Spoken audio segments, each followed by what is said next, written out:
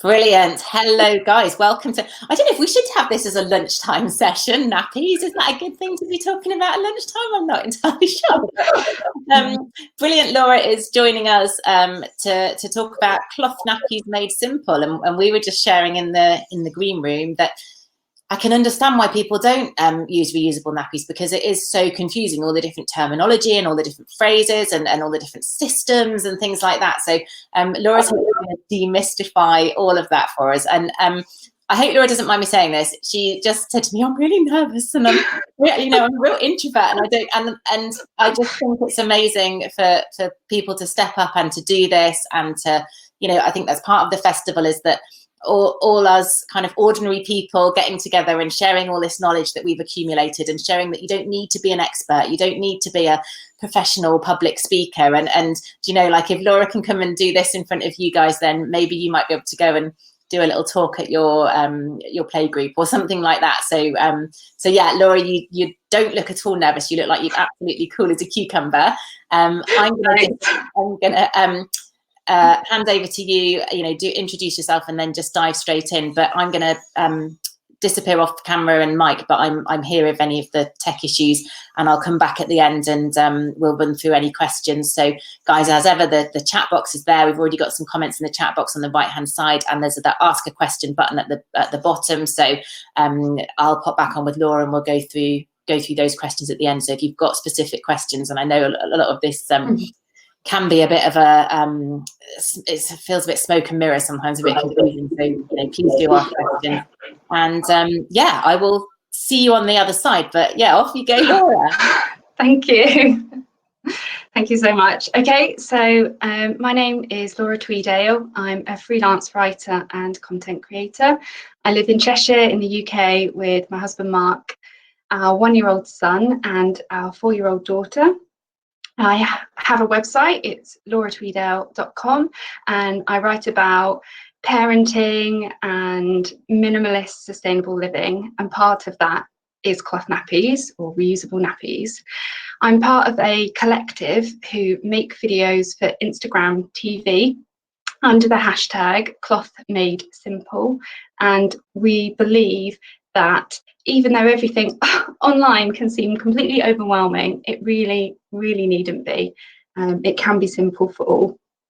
So this talk is aimed at beginners. I can see a few names that I recognise on there, which is very exciting, but it is aimed at beginners, and this is what I'm going to cover. So what is a reusable? How many types are there and how do they work? How do you store dirty nappies? How do you wash them? And I'm going to answer that question, where does the poo go? And I'm going to dip my toe into the debate around how eco are they really.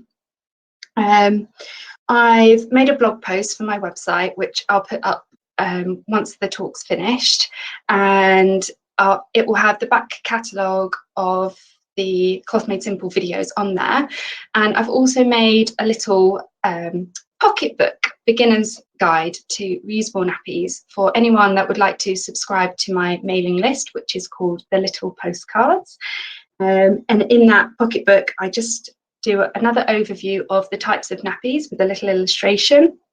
There's some advice on how to build a thoughtful collection of nappies, some information about accessing a nappy library and what that is, and what the UK Council's nappy incentive schemes are. And lastly, a checklist of the things that you would need to have in order to start your cloth nappy journey. I've also got a little secret that I'll share at the end as well about the project I've been working on. So let's get started. So first of all, what is a reusable nappy? You might hear it called reusable nappy, cloth nappy, real nappy, natural diaper. There seems to be lots of different terms floating around, but essentially it means a nappy you put on your child that you wash and use again and again and again, and you can use for multiple children, as opposed to a disposable nappy, which is you use it once and you throw it away. All reusable nappies consist of the same thing in different variations, which is a waterproof outside layer and an absorbent inside layer, and the absorbent part can be made up from different fabrics and different ways of being added into the nappy. In a disposable nappy, the absorbent part, if you perhaps are considering making a switch from disposables, or if you've seen this before, it's some sort of gel. Disposable nappy manufacturers don't have to disclose what that's even made from, so we don't actually know what it is that's absorbing the urine that a baby passes. So let's get started. The 4 different types of reusable nappy. The first one is called an all-in-one. So this is one of my all-in-ones, and what that means is the waterproof outside layer, just open it for you, has the absorbent inside layer attached to it. So you can see here, this is the absorbent part.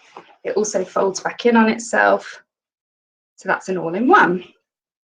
The next type is called a pocket nappy. So again, absorbent outside layer. And if I open this for you, you will see inside a lining, but a pocket. And in this pocket is where the absorbent part of the nappy is. So that's a pocket nappy. The next kind of nappy I'd like to talk about is called a hybrid nappy. And I'll explain the reason for that in a second. So this is an example of a hybrid nappy. Waterproof outside again, and then inside you'll see it has, in this one, a couple of layers that attach to the outside layer. And the reason it's called a hybrid is because once this nappy has been wetted or soiled, the whole thing would be washed together. With the final kind that I'm going to talk about, you can reuse the outside waterproof layer. And that is, just make sure I've got the right one here, either an all-in-two or a 2-part system. So this nappy is completely absorbent, but it has no waterproofing to it. So when baby wets that, if it was against baby's clothes would soak up the urine as well. It needs something to keep it waterproof. So this fitted nappy would go on first, and then you would put a waterproof outside layer. And my mum likes to remind me that back in the 80s, when she cloth nappied me, this was called a rubber. You might hear it now referred to as a wrap or a cover or a shell. So this first and then this. An all-in-two nappy is one where the outside waterproof layer you can clip in your absorbent inserts to. I don't have one to show you. I don't use them. There's no particular reason I don't use them, probably other than I don't think I tested one in my nappy library hire kit. With this system, you don't have to use a fitted nappy underneath. You could also use a flat or pre-fold nappy, like this is a muslin, which once you've had your baby, you'll get very well acquainted with for usually mopping up sick, but they can be used, particularly with newborns, as a really good absorbent part for your nappies. They don't have to be attached with a pin, again, like my mum used to do back in the 80s. There's a new device called a nipper, which you can use instead. Some people do choose to reuse this outer part if the inner part isn't actually that wet, or if it's soiled, then you will need to wash it each time. Inside these nappies, like I showed you with the pocket nappy, you need something to add the absorbency. With an all-in-one, it's attached. With a pocket nappy, you need to add it. With a hybrid nappy, you need to add it. And it may be that the fitted nappy you're using as part of this 2-part system isn't quite absorbent enough on its own. So for my son, that's what I use at night, but he needs a bit more than just the nappy. So I add an extra part to it. So these are the different kinds of inserts you can use. They're all different fabrics, and each fabric offers a different layer, different level, sorry, of absorbency. So this is made from hemp. It's very crumpled because it's been drying on the line, and I had to quickly just whip it off before the talk started. That's the most absorbent fabric. This is a bamboo, very soft, also very absorbent. You can also buy bamboo charcoal mixes, which is particularly good for, well, obviously if anything was to stain that, you wouldn't notice. Cotton. And lastly, microfiber. Now, microfiber, although it's the least absorbent, dries incredibly quickly. So if you don't have a huge cloth nappy collection, you may want to lean towards more microfiber nappies. That's what I do for the daytime.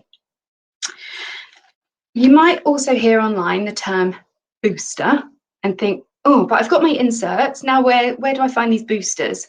A booster is literally an extra insert that boosts the absorbency of the nappy. Now I'm going to talk about fit. So as I showed you this nappy, this is sometimes called, or is referred to as, a fitted nappy, because just like in a disposable, if you've looked along the supermarket aisles and you've seen all the disposable nappies and they've got number 1, number 2, number 3, those numbers correspond to a weight range for baby. And you can buy nappies in the same way.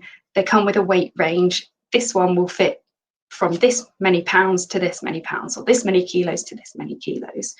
These are particularly good if you're starting out and you don't know what weight your baby might be. So a lot of the next size that I'm going to talk about, birth to potty nappies, they recommend from about 8 pounds. Now my son, take a deep breath, was 10 pounds, 2.5 ounces when he was born. But my daughter, who was born 4 years before, was only 7 pounds. Oh, boys. So if I'd bought a lot of newborn nappies, actually I probably wouldn't have needed them, because I could have used, or this kind, excuse me one second, which is called birth to potty nappy.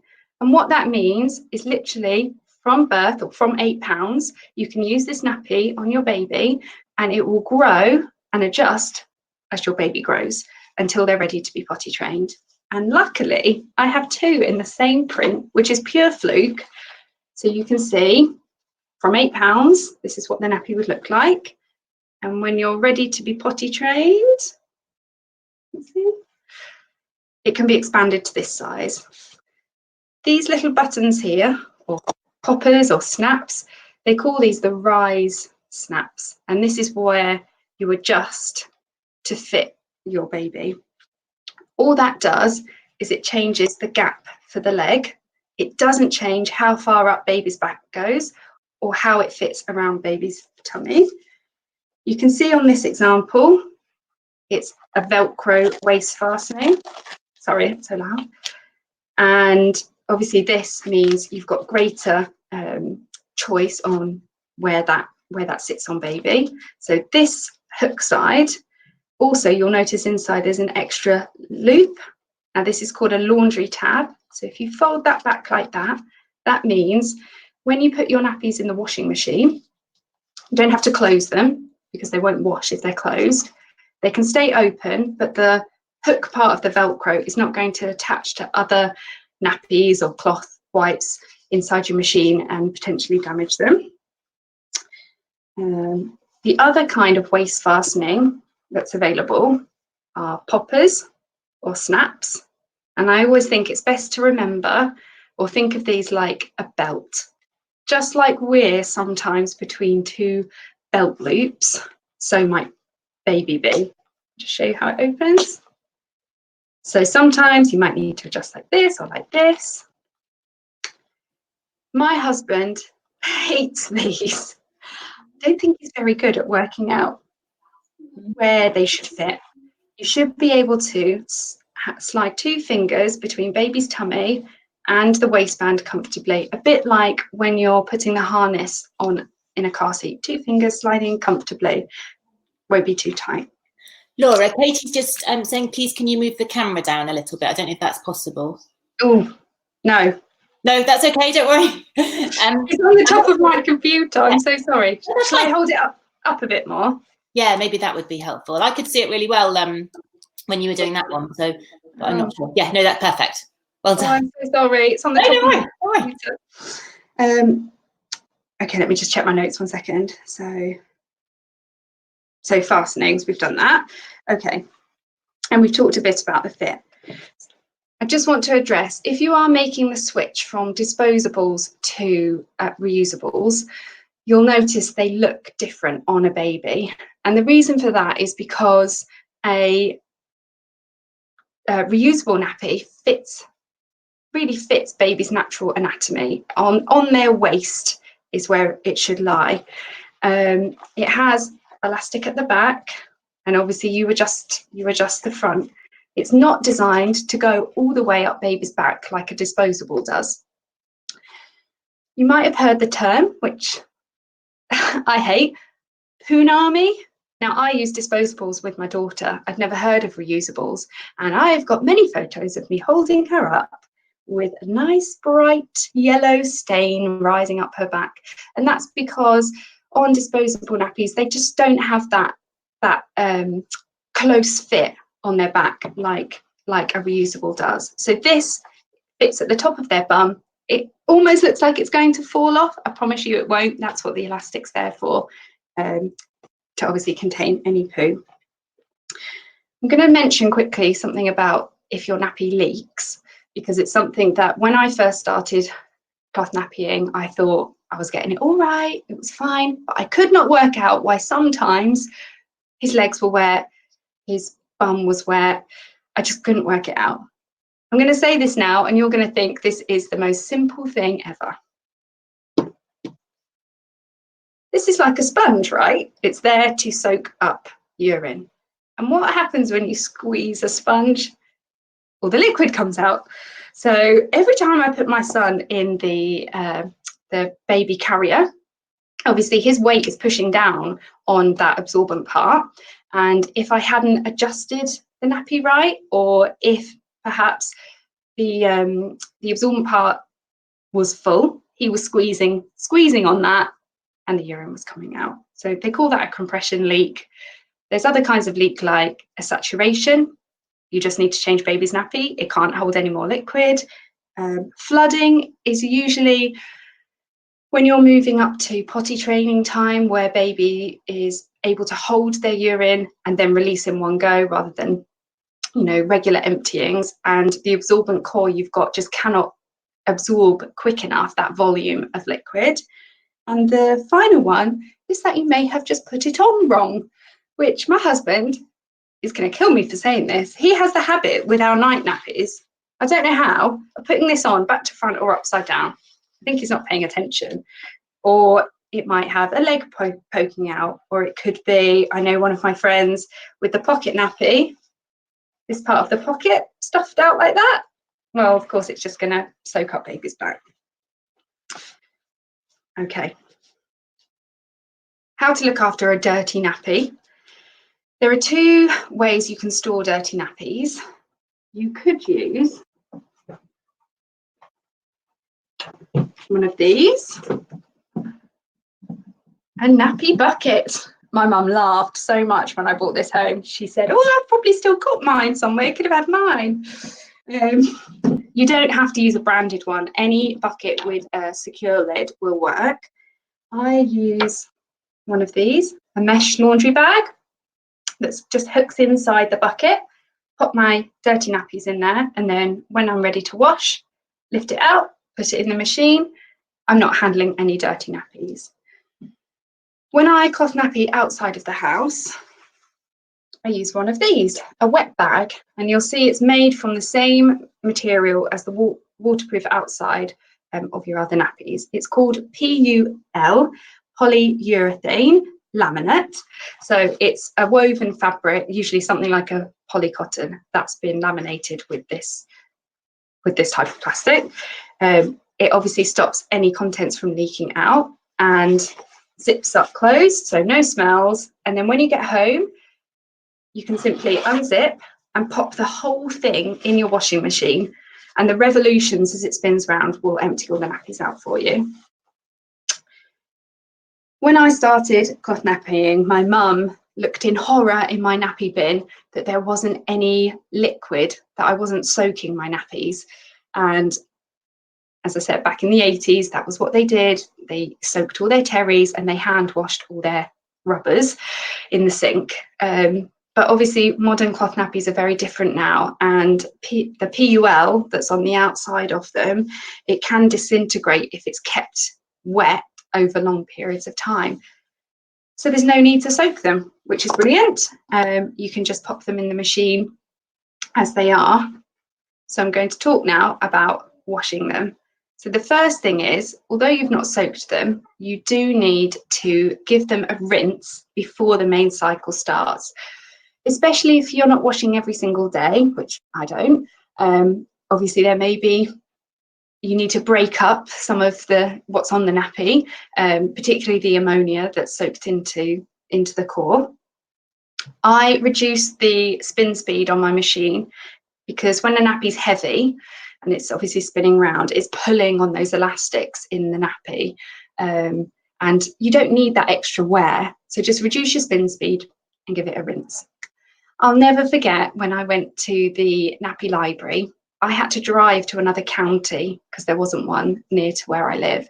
I met this brilliant woman and she said to me, oh, I'll tell you three things. Pre-rinse your nappies. When you wash them, press every button on your machine. And finally, make sure you use a powder. So I'll talk about the washing first, pressing every button. Modern washing machines are obviously designed to save water, but with cloth nappies, the amount of water they use for a normal cycle isn't enough to break down that ammonia and get them clean enough. So I use a cotton setting. I wash my nappies at 60 degrees, and then the buttons I press is add the pre-wash, so the rinse, a soak, and then an intensive wash. And that lasts 3 hours and 50 minutes. And I know that seems horrifying when you're so used to washing with energy reducing ways and you think, oh, 3 hours, 50 minutes, ugh, that's terrible. But obviously, if your machine is 3/4 full, you shouldn't have your machine completely full because obviously there needs to be space for the nappies to circulate inside. And not washing every day, washing every other day can reduce that impact. The reason you need to use a powder instead of a liquid detergent, and you don't need fabric conditioners either, is because both fabric conditioners and liquid detergents, oops, sorry, that was my nappy bucket falling over, they contain a type of surfactant that can get embedded into the fibres, and that it's designed to be water repellent, which obviously you need a nappy to absorb water, not repel water. So no liquid detergent, no fabric conditioner, a powder. And powders usually have the opposite kind of surfactant in them, which is water loving. So always use a powder. You might also hear online a phrase called strip washing. And this could be where after a long period of time, your nappies are lacking a bit of the absorbency they used to have, or it could be that they smell a bit musty, maybe, after they've dried and then been wetted by baby. It's usually caused by a build-up of ammonia or a build-up of detergent, and simply that as you're washing your nappies, maybe there's not enough water to clear out the detergent that you're using. So this strip washing phrase, which is debated to the nth degree online, is basically wash your nappies as you normally would, and then wash them again with no detergent. What you're aiming for is when you wash your nappies, there should be no soap suds in the machine once the cycle's finished. So let's answer that question: where does the poo go? I don't know why we seem to have this social sort of inacceptance now that putting poo in the loo when it's come from a nappy is wrong, but sending it to landfill is fine. I don't know. So if your baby hasn't been weaned yet, regardless of if they're breastfed, bottle fed, combination fed, however, their poo is water soluble. It can go in the machine. Obviously, the wash cycle breaks that down. It won't clog any filters. It goes out with the wastewater, and it's processed at water treatment plants in the same as the rest of our wastewater. When a baby's been weaned, you need to empty the contents in the toilet. When I started potty training my daughter, that's the phrase you use over and over again. Where does the poo go? In the loo. Where does the poo go? In the loo. So if it's a solid stool, obviously that's easy. You just empty in the toilet, flush it away. If it's not a solid stool, you need to remove the contents, as much of the contents as possible before it goes in your machine. Because, and I'm sorry if people, I'm hoping no one is eating their lunch now, it contains undigested food in the same way that adults and other children. You need to empty that out. And the most common way of doing that is sluicing. And this is where I want to mention the benefit of using one of these, which is a liner. Now, I use reusable liners. I made this from just some fleece fabric I bought in my local fabric shop, but you can buy them as well. And they're usually fitted to the brand of nappy that you buy. This makes cleaning poo from your nappies, in my opinion, a lot easier. My son is still breastfed, so I still need to use these. Again, hold it in the toilet bowl, flush, and the flush can remove the contents that way. However, be mindful to the strength of your flush, because I have a high-rise cistern on my toilet and it's really forceful. And the first time I did this, it just sucked the thing out of my hand. We also use, and I remember being horrified when the lady at the cloth nappy library told me this, a poo knife or a poo spatula. I remember thinking, oh, that's disgusting. I'm never going to do that. The things you do for cloth babies. And trust me, the older your children get, the more disgusting things you'll probably end up having to deal with. This seems completely normal. So I have a knife that I sterilise. It stays in a locked, sterilised box in my bathroom, and it's used for scraping any contents from the liner or from the nappy before it goes in the machine. You can use disposable liners. However, I don't know any manufacturers that say on the packaging you can flush them. Obviously, if it's soiled, you wouldn't be able to home compost them. But I think some of them, some of the disposables you may be able to home compost. I'm not sure. Please do your own research on that. I started with disposable liners, and frankly, I found them a complete faff. They work for some people, but I was then trying to find a nappy bag to put one.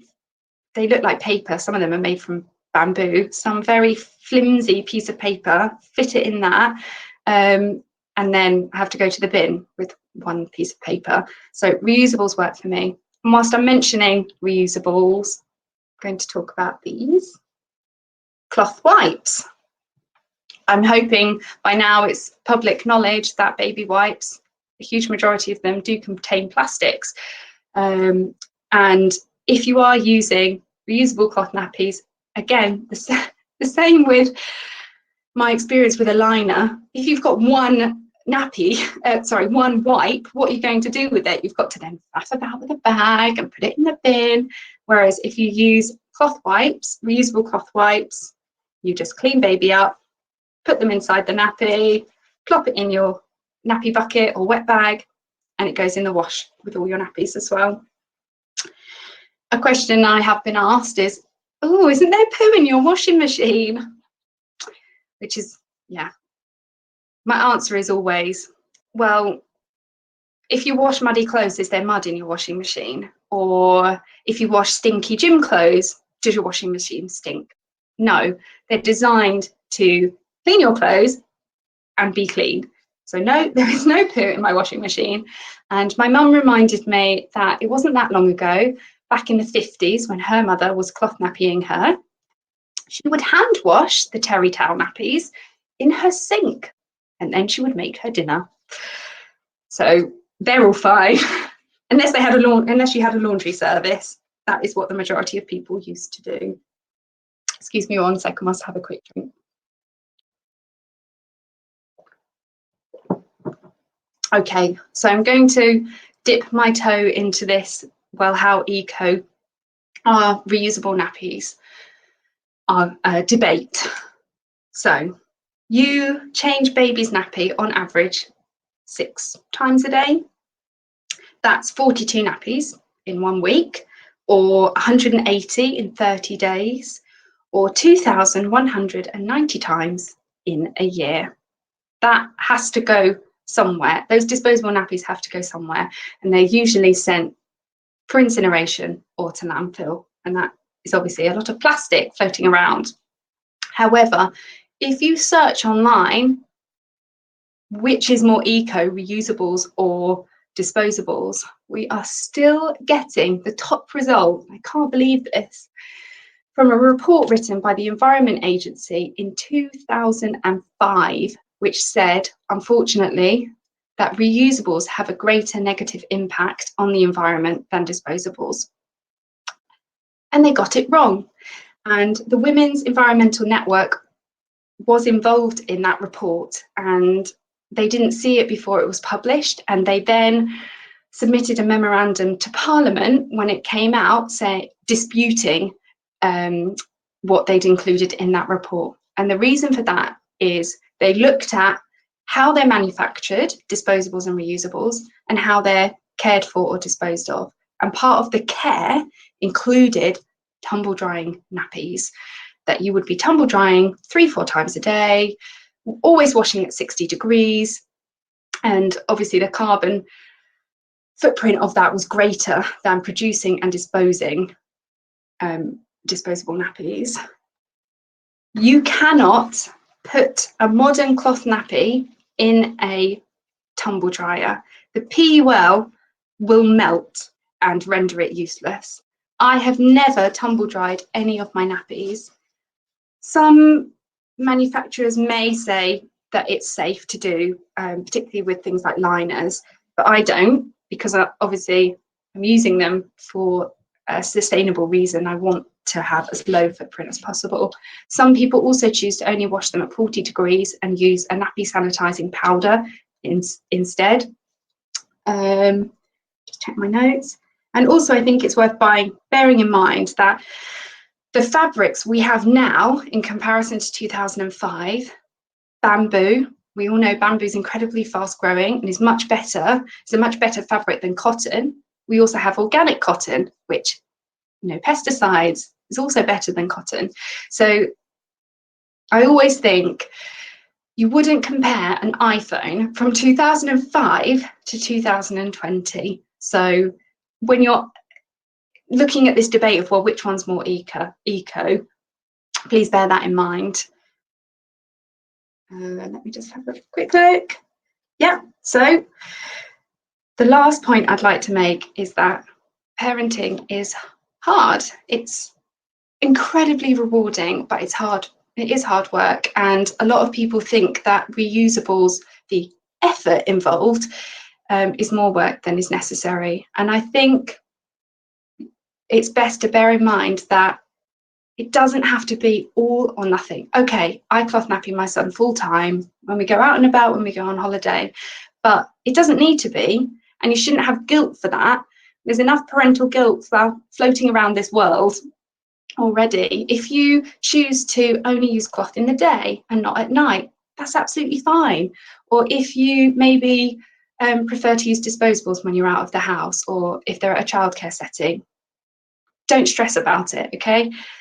If you used 1 reusable nappy a day, in a year, that's 730 disposables you've saved from landfill or for incineration. You can find a way for it to work for you. It doesn't have to be all or nothing. Thank you very much for listening to me talk. As I said, my name's Laura Tweeddale. My website is lauratweeddale.com. After this, there is going to be a blog post where the back catalogue of the Instagram TV videos are there for you to watch, unless you want to follow me on Instagram. My handle is just Laura Tweeddale.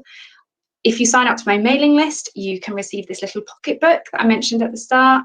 And also my secret, didn't forget, thought I would, is that I've written a book.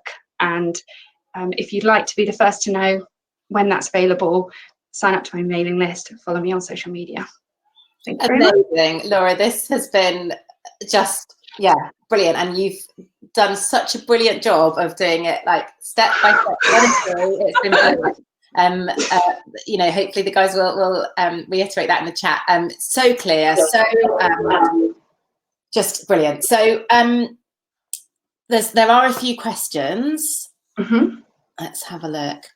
Oh, that's a really good one. Katie, toddler options, e.g. reusable pull-ups. Have you got any info? I know you didn't use them for you didn't use reusables for your the second isn't at that stage yet, but there are some on the market that are designed specifically for potty training, and there is a statistic floating around somewhere that it's easier to potty train babies that have been in cloth nappies because they're used to the difference between wet and dry. My son's only 1. I haven't used them personally yet, but the Cloth Made Simple team, I can certainly put that out there for you. And if you leave your contact details, I can come back to you with some advice. Brilliant.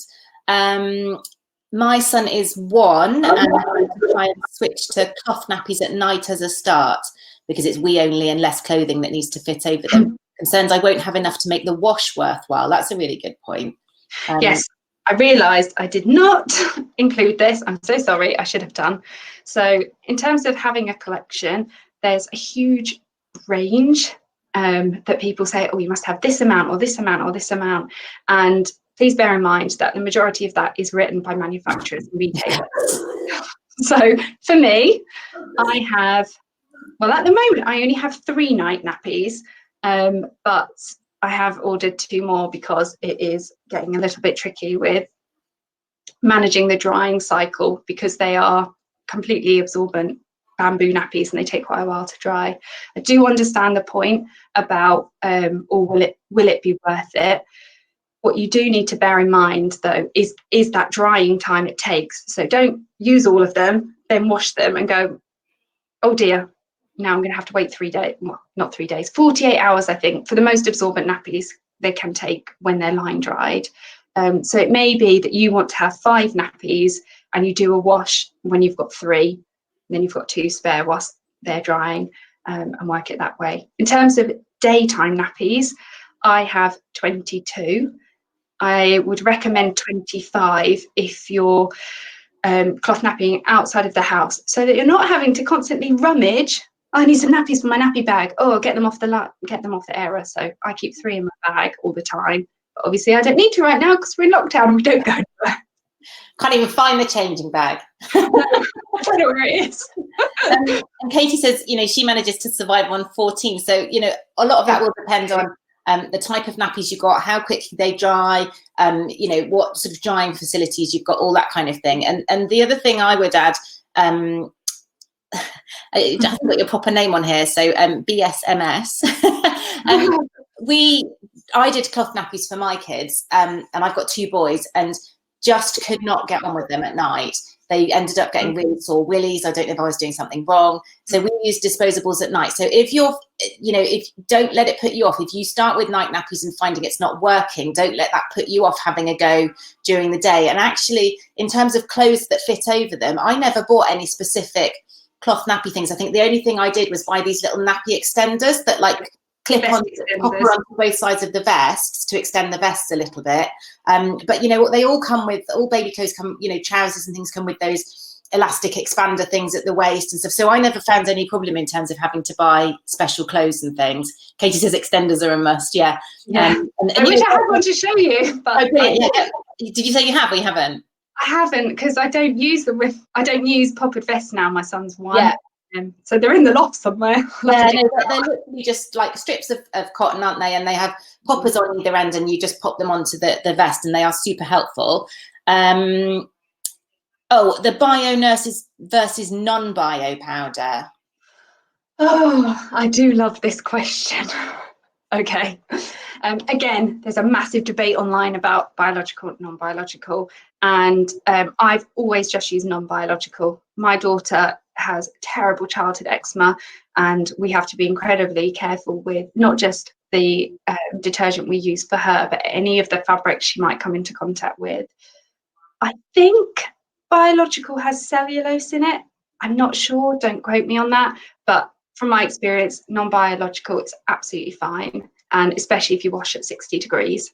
Yeah, that's what I read recently, because I was doing some research for my parenting book, which is coming out next year, and I think on, you know, there's like the Nappy Lady, which is a really great site, and she's on there. I think the manufacturers say non-bio as well, which is surprising. I think it would be the other way around, but non-bio.